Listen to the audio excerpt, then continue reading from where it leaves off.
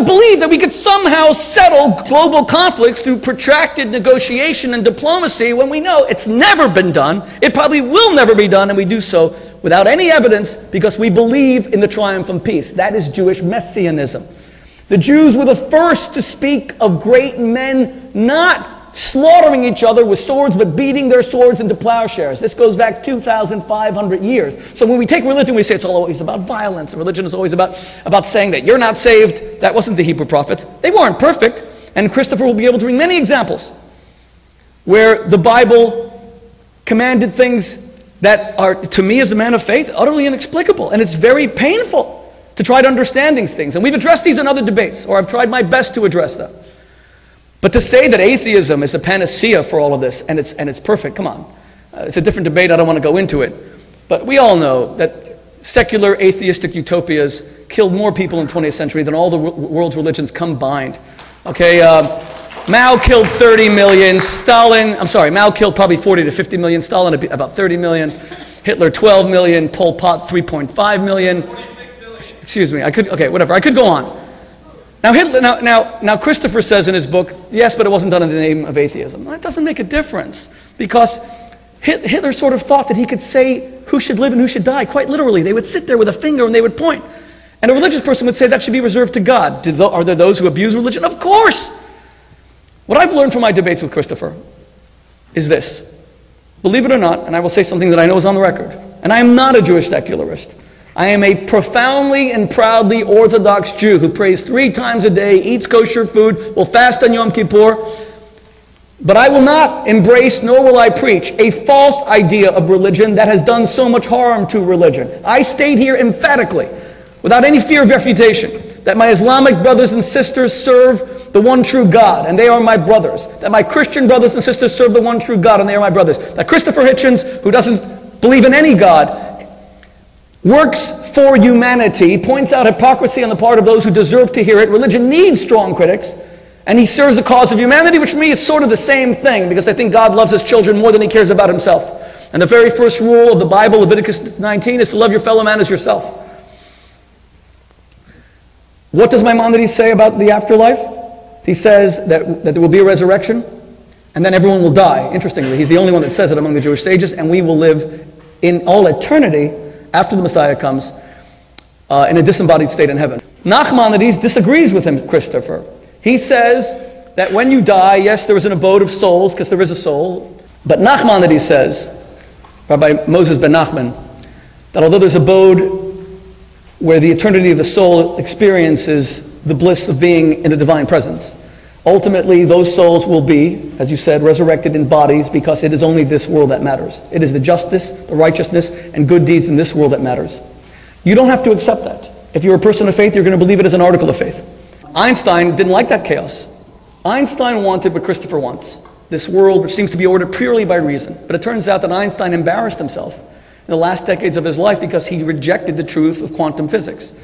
He searched for a unified field theory, really began to undermine his scientific credentials, never really contributed to science after the age of 25, because he couldn't accept that the world was chaos, complete and utter chaos, that it couldn't even be measured, that it wasn't even subject to the rules of mathematics. I try to bring reason to the world, but I am humble enough to admit when I don't know, or when things transcend knowledge. Never once in my debates with Christopher Hitchens have I ever said, this is so because the Bible says so, or this is so because I believe it. When we debated God, whether I did a good job or a bad job, my argument was that based on my limited understanding and having reviewed as much of the scientific literature that I can, because I absolutely believe in science, it does not seem to me that mathematically there is a strong probability that life could have evolved of its own accord.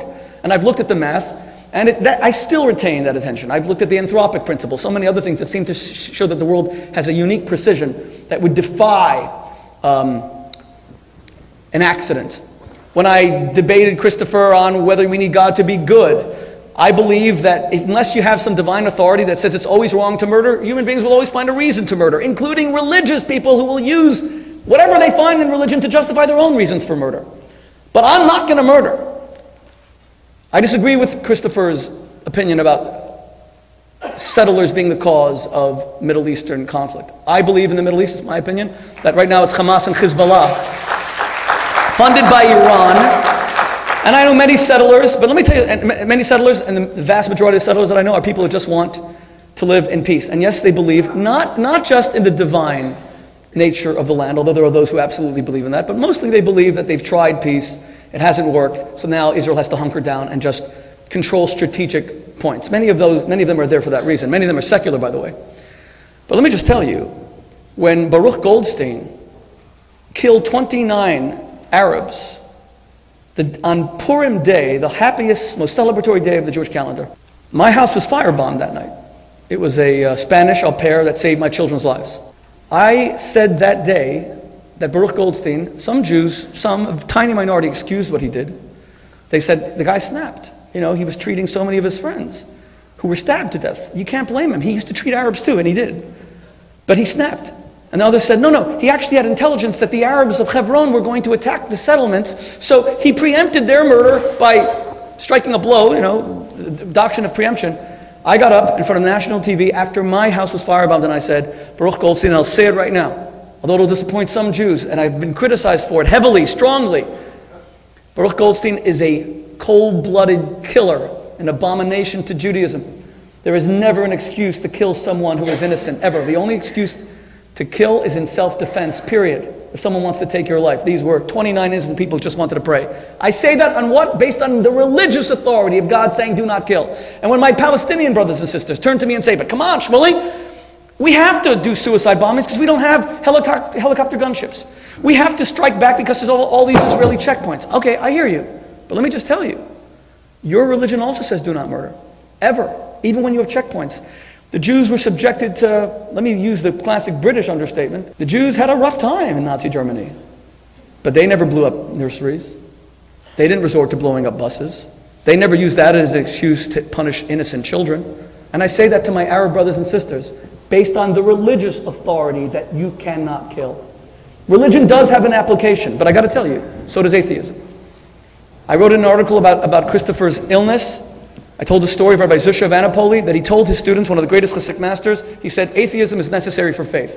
And they were about to tear their clothing. They heard blasphemy. Atheism is necessary for faith? He said to them, every time you see someone who's hungry, someone who's naked, who needs clothing, your first reaction as a religious person is, there's a God, he'll provide. You're supposed to doubt it sometimes. What if there is no God? What if I am the one who must stand in God's stead? We need intelligent critics of religion. My whole problem with Christopher Hitchens has simply been this, that he finds no redeeming qualities of religion at all. You can criticize the Catholic Church. What happened to the pedophile scandals are disgusting, abominable. But are you going to criticize an organization that runs the largest network of orphanages, hospitals, and schools in the entire world? Are you going to say it's all bad? You can criticize religion. Are you going to say it didn't inspire Martin Luther King's message of racial harmony? He never had any title except reverend throughout his entire life, period.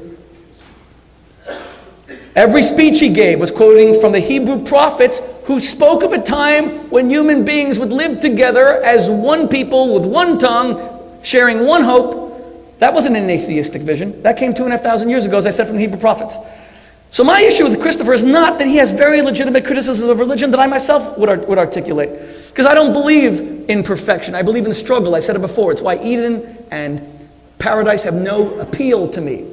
I want a place where I wrestle with my conscience to try to do the right thing. Heroism is found specifically when there's two sides and you have to triumph one over the other.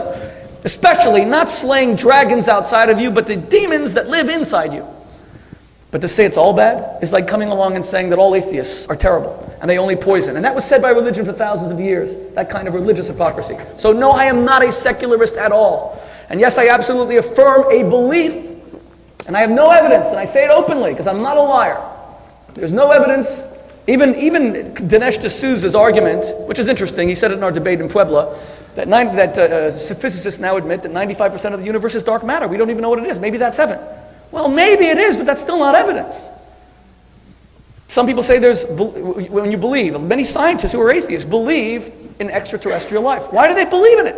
Christopher said that science is about hard evidence. We don't have a scintilla of evidence that there's any life on other planets. Nothing, zero. And yet we spend billions with radio satellites and probes looking for this thing, and there isn't a scintilla of evidence. You may as well look for heaven. It's the same thing. In fact, more people probably believe in heaven. But again, I accept his argument about evidence. I believe in an afterlife, the way the religion describes it. I believe in paradise. I believe in all those things because I'm religious, and it's the foundation of my life, these beliefs. And yes, they don't always lend themselves, and they're easily ridiculed, I agree. But there are many things in life that do not lend themselves to evidence. But what I'm saying is, none of this is ever emphasized in my faith. None of it. Jews almost never discuss the afterlife. This world, feeding the hungry, clothing the naked, giving hope to the hopeless. That's why Judaism is such a this world grounded religion. We actually say that this world is the one that matters. There's nothing secular about it. So your vision of religion is not the one that I buy into. But thank you very much. Sorry I went on.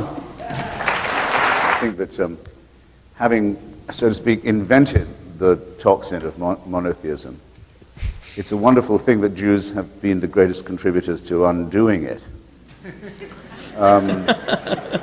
By means of discovery in every possible field of endeavor, beginning with the great first Baruch, and then when he changed his name, Benedict Spinoza, who was the first one to see through the idea of a creator God, a personal God, one who answered prayers, one who made special covenants with different tribes, and all this other delusion, and for his pains was very, very horribly expelled and bullied out of his synagogue in Amsterdam and pelted around Europe by all the Christian powers who for once agreed with what the leaders of a synagogue had done by way of putting an end to free thinking. And we still don't know whether we have as much as half of what Spinoza actually wrote, a lot of which had to be in code.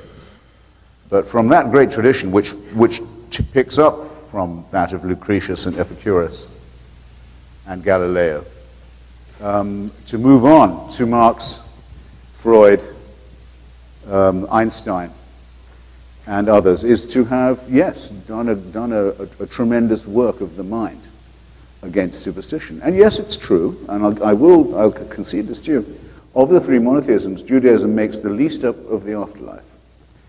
I mean, there are two words for hell that we have, Sheol and Gehenna, I think, are at least two, that are Jewish religious words. But there's a great deal of argument about what you need to do to get there, and whether you're in the same chemical composition as you were when you were who you said you were. And yes, I'll give you this too. Jews in some way look forward, I would not say it's completely in the material world, they look forward to supernatural events in the material world, such as the little child leading the predator, or in some versions the lion lying down with the lamb. We remember Woody Allen says, well, maybe the lion will lie down with the lamb, but the lamb won't get much sleep. In other words, it's still expecting supernatural results in the natural world, which to me qualifies as religious. Of course, there could be an afterlife and no God. That's quite possible. There could be a devil and no God while we're inventing supernatural entities. There could be a hell and no heaven. That's all quite possible. There could be a God and none of these. They're all contingent. Why? Because they're all so obviously man-made. Now, in that, I don't see, granted this, what is meaningful in the statement that one is religious anymore. To say a couple of words, mildly, in defense of the Marxist conception of history, at least, well, it grounds itself on the idea that there is no supernatural dimension, that the material world is sufficient explanation for people's motives. And as Marx writes very brilliantly in his critique of Hegel's philosophy of right, religion is the sigh of the oppressed creature, the spirit of the spiritless situation, the heart of the heartless world. And criticism of it has, as he says, plucked the flowers from the chain, not in order that we shall wear the chain without consolation, but in order that we may break the chain and cull the living flower. And yes, to that extent, I'm willing to defend that conception of history and philosophy. Now, this doesn't mean materialism sounds bleak, or may be made to sound bleak and arid and reductionist. It doesn't mean there's no room in our conception for the numinous or the transcendent, if you wish, or the ecstatic, for what's experienced in music, love, landscape, solidarity, other, I think, human and natural phenomena. If I'm asked